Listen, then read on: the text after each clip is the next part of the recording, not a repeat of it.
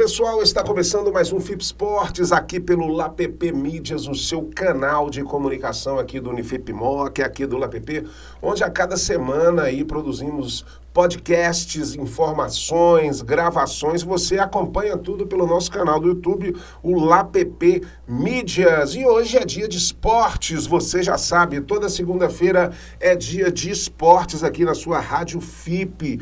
E hoje estamos recebendo ele, que é um funcionário do TI, né? É a tecnologia da informação. Hoje a faculdade tem muita tecnologia de informação. Mas ele é muito conhecido aqui também pelos corredores da Unifipmoc, por sua simpatia, né? Por sua amizade por todos. Eu estou falando do Herbert Carvalho, mas você não conhece falando esse nome. Eu estou falando do Beto da TI. Beto, prazer estar te recebendo aqui no nosso FIP Esportes. Prazer, André. Bacana. E aí, Beto, quanto tempo de FIPmoc? Como é que é a sua entrada na Unifipmoc aqui? Conta um pouquinho da sua história. Hoje está fazendo 15 anos que eu estou na FIPmoc. Caramba, 15 anos já, Beto? 15 anos. Você entrou na outra era, então? Na era da Fátima Turano, sim, né? E entrei no laboratório da Civil. Da Engenharia Civil. Da Engenharia Civil. Ah, maravilha.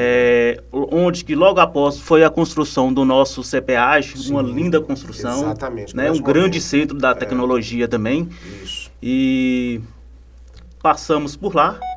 E hoje eu estou ingressando no setor do TI. Ah, tá. Então você já passou por alguns setores aqui no Unifipmoc, né, Beto? Com certeza, alguns setores, sim. Bacana. E o que você está achando hoje da faculdade, esse movimento? O setor de TI é um setor que realmente ele é bastante requisitado aqui na faculdade, né, Beto? Com certeza, né? É um setor que liga todas as nossas tecnologias, a informação, e é muito criativo.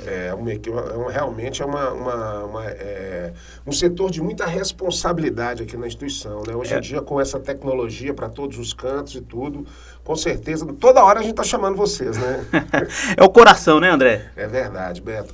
Mas, Beto, hoje o nosso programa, ele é o FIP Esportes, né? Nós falamos de esporte e nós já estamos chegando aí no final do ano, praticamente, né? Os campeonatos já foram decididos, muitos campeonatos já foram decididos, mas ainda estamos vivendo aí o Campeonato Brasileiro na sua reta final. Essa semana nós vamos ter a famosa data FIFA, né? Brasil. O que você está achando da seleção brasileira do técnico aí do Fluminense? Esse técnico, André, ele tem tudo para ser promissor. Mas a gente sabe que ele não vai durar, né? Já está marcado com o italiano lá, né? Já está marcado com o italiano, mas ele é muito inteligente, o Fernando Diniz, gosto muito dele. E conseguiu ganhar a Libertadores, né? Que não é para qualquer um, né? Justamente. Essa vitória contra o Boca Juniors realmente elevou o patamar do Fernando Diniz, que sempre era um técnico que ficava no quase, né? Nunca conseguia ganhar um título, formava bons times, os times faziam boas partidas, mas na hora H de decidir o campeonato, mas agora foi diferente, foi logo com um dos maiores times da América, né, Beto? Provou, né, que ele está apto a assumir a seleção brasileira, né? É verdade. A seleção brasileira agora faz mais uma rodada aí essa semana na data FIFA, eu não sei exatamente com quem que ela joga, acho que joga até com a Argentina. Não, Colômbia primeiro agora. É Colômbia, né? Colômbia e depois a Argentina. Depois a Argentina, ou seja, são dois jogos muito difíceis, apesar de que essa Copa do Mundo só não vai quem não quer, porque são muitas vagas, eles aumentaram demais as vagas da Copa, não tem mais aquela dificuldade, né?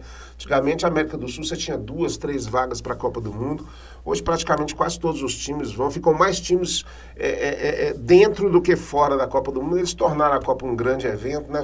Vai acontecer em 3 países aí a próxima Copa, mas vai ser pauleira pro Brasil. O Brasil não se deu bem com o Uruguai, não, né? Não. Brasil não. O Brasil, ele tá precisando de alguns acertos ainda. Nós estamos precisando de um camisa 10, que nós estamos em falta.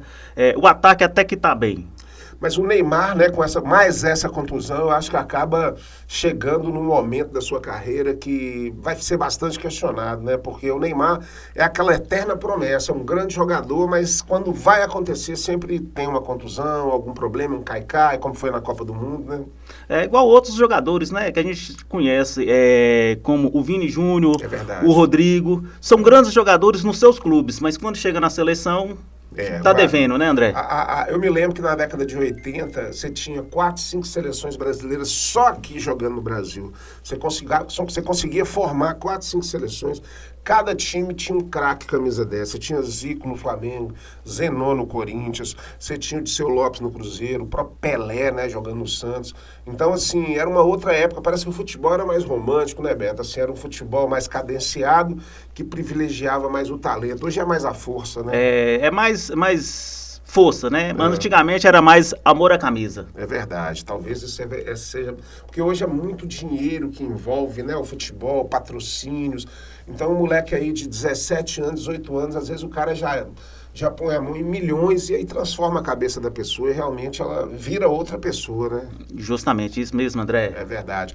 Estamos falando com o Beto aqui do TI e agora nós vamos falar sobre o Campeonato Brasileiro, que é um campeonato que está aí chegando na reta final e um campeonato que está apresentando muitas surpresas, né? E aí a gente fala, é o futebol. O futebol é o esporte que é imprevisível. Você não consegue cravar e falar realmente o que vai acontecer. Porque esse campeonato, para quem estava acompanhando, o título já estava na mão do Botafogo. Mas o Botafogo recentemente teve derrotas assim extremamente traumáticas para ele, que foi o caso do Corinthians e essa recente para o Grêmio, que ontem perdeu para o Corinthians o Grêmio, né? Então vai entender o futebol brasileiro.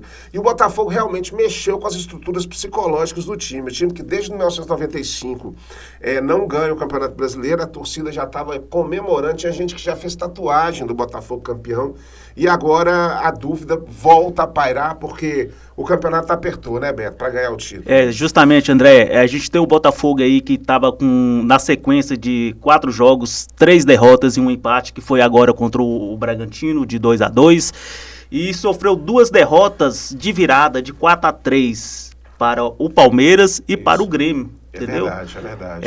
Então, assim, eu acho que o psicológico dos jogadores mexe, né? Mexe bastante. Porque é como futebol, é uma coisa louca, né? O time abre 3-0. E isso já havia acontecido com o próprio Palmeiras contra o Vasco na final da Mercosul, acho que de 98, 99. Que é uma coisa muito rara. Mas é o que eu digo, o medo de perder, às vezes, é maior do que a vontade de ganhar. Então, quando os entendidos de futebol falam que 2-0 é um placar perigoso, realmente é porque o time que faz um gol, ele ganha uma força a mais para empatar e tentar virar o jogo, né? É isso mesmo, André. E a gente notou aí que o Botafogo, ao longo do campeonato, no primeiro turno, ele abriu uma vantagem enorme. Grande. 13 pontos de vantagem para o segundo colocado. Mas nesse segundo turno ele enfraqueceu. Com a perca, perdeu o técnico. Passou pelo terceiro técnico já. E a campanha do Botafogo no segundo turno é a campanha de rebaixamento, né? Justamente. E agora você tem o Palmeiras, que hoje é o líder. O Botafogo está um jogo a menos ainda, mas hoje o Palmeiras é o líder. E o Palmeiras é um time que, se você deixar, ele chega, porque é um time que sabe ganhar campeonato. As últimas Libertadores ele ganhou bastante, Campeonato Brasileiro também. Tem um técnico já há muitos anos lá trabalhando e tem, né, assim, toda a expertise para ganhar o campeonato. Você tem o próprio Botafogo que está com esse abalo psicológico. E aí ainda aparece Grêmio, Flamengo e até o Atlético Mineiro já pleiteando esse campeonato. Um time que já tinha desistido, esses dias estava quase na zona de rebaixamento e agora está aí brigando. O Atlético deixou de tá brigando pelo título com mais vigor, com umas pequenas derrotas, como o Curitiba, né? O próprio empate ontem com... Antes de ontem, antes de ontem não, na rodada passada com o Corinthians. Com o Corinthians, né? Empatou, então perdeu um pouco da chance. Mas o Atlético está apenas a 6 pontos do líder do campeonato. Não, ele tem grandes chances sim, tem grandes chances sim. Porque a cada rodada tudo pode mudar, né? Desses todos aí, quem que você acha que vai ter mais gás para chegar? Você acha que o Botafogo pode dar a volta por cima e ainda conseguir chegar? André, eu acho difícil o Botafogo dar a volta por cima, que ele tem grandes paradas para enfrentar. Uma delas é o nosso Cruzeiro. Vamos falar do Cruzeiro daqui a pouquinho, vamos deixar isso pro final. Mas assim, ao meu ver da tabela, o Palmeiras é um time que quando chega forte, né? Então ele abriu uma vantagemzinha que é em cima do Botafogo, tá com 62 pontos, o Botafogo tá com 60, mas o Palmeiras tem grande chance sim. Correndo por fora, nós temos o Grêmio, né? Sim. O Grêmio que tá ali. Teve uma derrota inesperada ontem, né? O Grêmio perdeu pro Corinthians, todo mundo achando que o Grêmio ia atropelar o Corinthians ontem. O Corinthians, com um jogador a menos, conseguiu segurar o Grêmio lá no Olímpico, na arena do Grêmio, né? E, uma vitória que aliviou um pouco a situação do Corinthians também, que não estava boa, não. Mas nós temos também o Bragantino, né? Que empatou com com o Botafogo. E fez o gol exatamente no último minuto. O Botafogo estava começando a querer, né, modificar esse cenário, estava vencendo o Bragantino até o finalzinho do jogo, mas é o que eu te falo, futebol é imprevisível.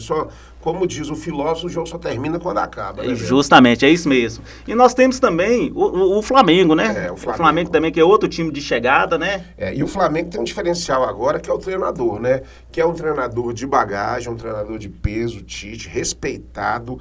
E o Flamengo, assim, já fez boas partidas. Teve algumas derrotas ainda nesse percurso, mas o Flamengo, com a sua torcida no Maracanã, quando eles falam para deixar chegar, é complicado. E um detalhe que eu vejo é que não vamos ter muitos confrontos diretos entre esses times nessa última rodada, porque os confrontos diretos poderiam definir mais isso, né? Não vamos ter esse confronto, André.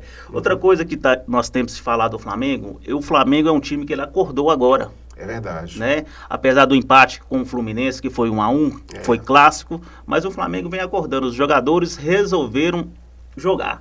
E ali, quando os caras resolvem, né? O Arrascaeta, o próprio Pedro, o Bruno Henrique. Então, o Flamengo é um dos melhores, se não for o melhor elenco do Brasil, em nomes, né? Em craques. Então, realmente, essas últimas rodadas, elas vão trazer muita surpresa. Eu confesso a você que eu estou torcendo pro Botafogo ainda, porque tem muitos anos que o Botafogo não ganha, eu acho que vai ser uma grande frustração se o Botafogo não ganhar. Já está sendo, mas ele está vendo no retrovisor aí, na verdade, nem mais no retrovisor, né, que já passaram ele. Mas vem babando aí o Palmeiras e o Flamengo, se ele não abrir o olho, esses times aí podem faturar, né? Justamente, André, mas eu acho, assim, no meu ver ainda, que o Palmeiras é um forte candidato. Mas tem esses outros times, sim, realmente tem chances, né? Desde o Atlético, do Flamengo, do Bragantino e do Grêmio. Mas agora nós vamos falar para o que nos interessa, que é realmente a zona de baixo. Infelizmente, né, Beto? Porque o Cruzeiro começou o campeonato com 3 vitórias, o Cruzeiro começou o campeonato com o Pepa entusiasmando a sua torcida, mas aí durante o campeonato o time veio tendo uma queda de rendimento absurda nos números, nos gols, e muitos jogos assim, dando azar, tomando gols no finalzinho, como esse último jogo agora também, e assim, realmente vai desestimulando, né, a torcida, os jogadores.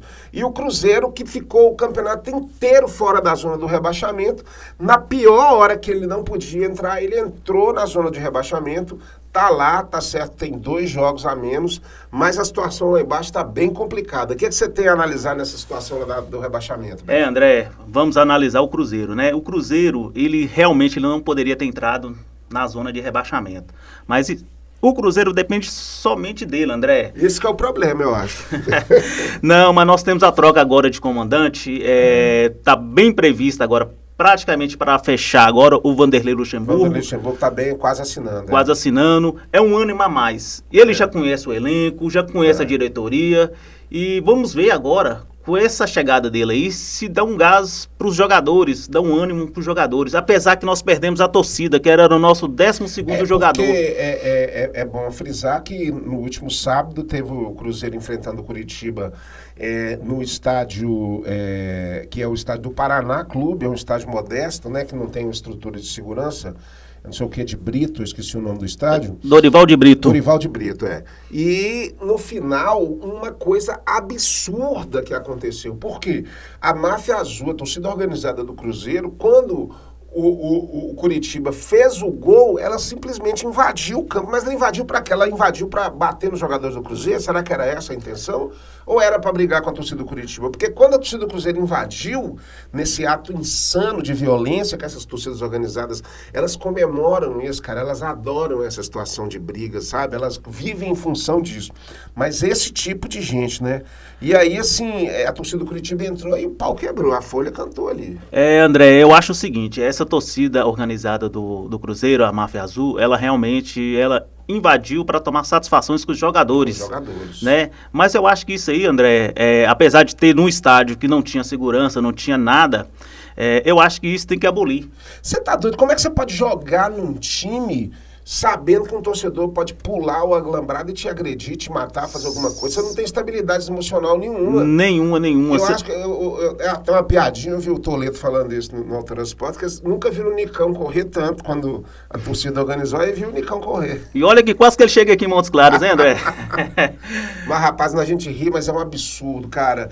Esses caras de torcida organizada, realmente, eles deviam ser expulsos, realmente, não deixar entrar, porque eles colocam a violência em primeiro lugar, ou seja, o futebol é um esporte que você vai ter vitória, derrota, e se você perder, você tem que aceitar, não adianta, você não vai bater na pessoa, você não vai resolver na porrada. Eles acham que tem que resolver tudo na porrada, né? Eu acho o seguinte, André, eles têm que saber, né? Porque a gente tem que saber da derrota. Nós convivemos aí com o rebaixamento, superamos isso aí, e a torcida organizada, ela é muito linda quando faz a sua parte, a sua festa dentro das arquibancadas.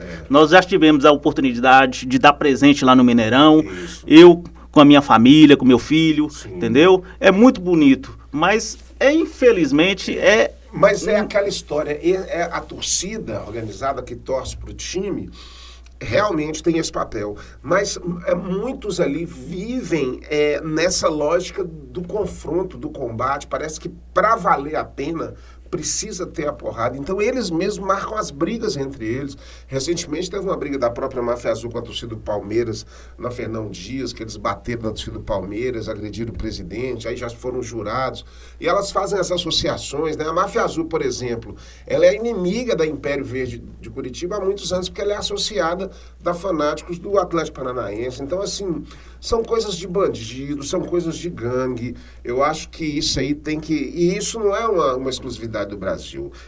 Os ultras, eles estão presentes em todos os times. Você vai na Itália, por exemplo, os ultras do Lazio e da Roma são praticamente nazistas. Os caras são bravos. Na Argentina, eles tiveram aqui agora do Boca Juniors, os caras mandam no time mais do que o Boca Juniors, o presidente.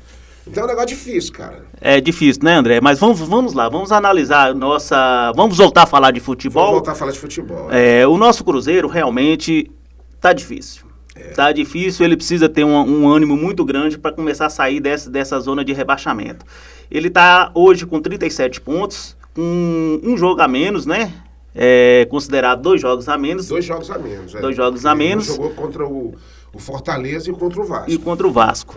Mas são confrontos difíceis. Porque o Fortaleza veio de derrota em cima do Cuiabá, de 2-0, e o Vasco veio de vitória em cima do nosso... E uma vitória, assim, marota, porque o América amassou o Vasco nesse jogo. O América jogou muito mais. Eu escutei um pouquinho desse jogo. Os comentaristas estavam, assim, criticando muito o time do Vasco.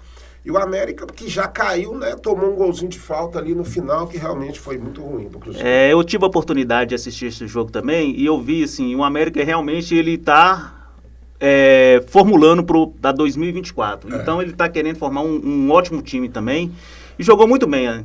O Vasco que tá ansioso, tá querendo sair realmente dessa zona, e tá difícil, viu, André? E o Cruzeiro, então, tem esse jogo agora sábado contra o Fortaleza, lá em Fortaleza. No Castelão. No Castelão, e aí esse jogo aí, mais uma decisão, né, Beto? Mais uma decisão, sim, André. E vem aí com grandes dificuldades, que a mudança de treinador, mas é um ânimo a mais para conseguir. É verdade. A gente não sabe o que entende, o que acontece, né, nos bastidores do futebol, né?